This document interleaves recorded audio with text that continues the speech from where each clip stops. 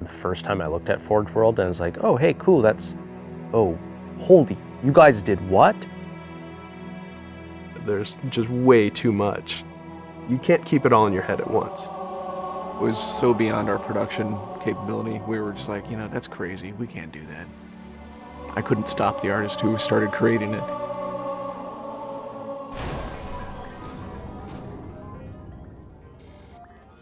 Forge is our editing tool that players can build their own maps. I mean, at its core, it's a map editor. We always had this vision right from the get-go, which is anyone can build anything. Giving the fans the tools they can take and run with it and make it their own. Forge World actually started as 5 separate maps. And I said, wouldn't it be cool if like you could play this and go over there and then play over there if you wanted? And Forge World was born.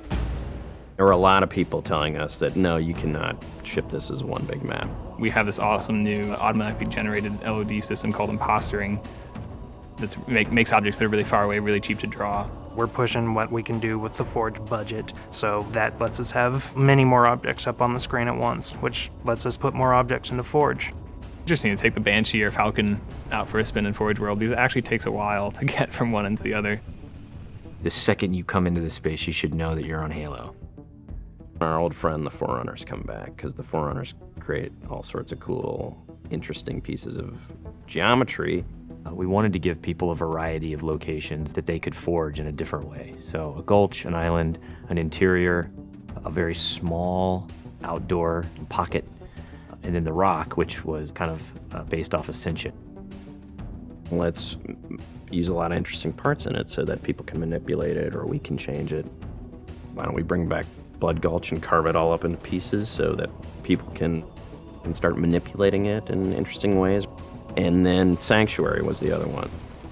The Cage and Paradiso, that's just Chad and I playing with the map editor and actually building cool maps within Forge World. I mean, we were doing that exactly how the fans would do that. we definitely looked at what we did in Halo 3 and said, what can we learn from this?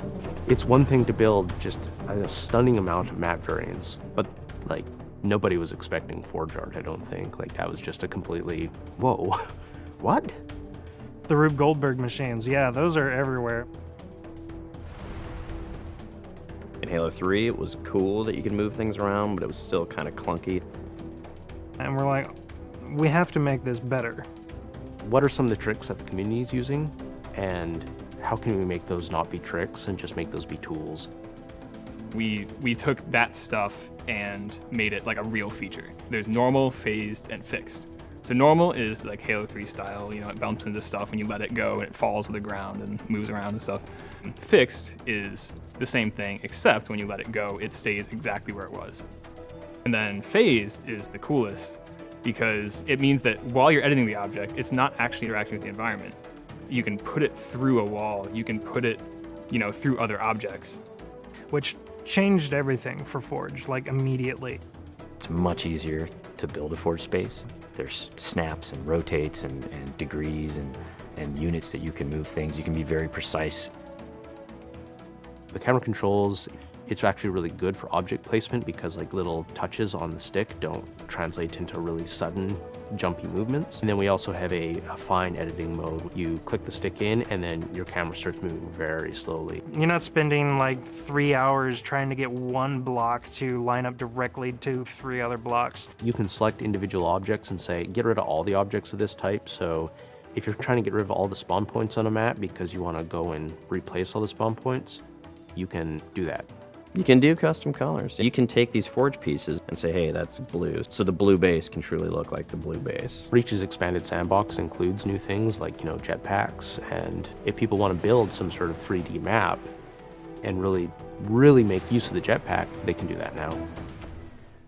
Custom game options and Forge go together like peanut butter and jelly.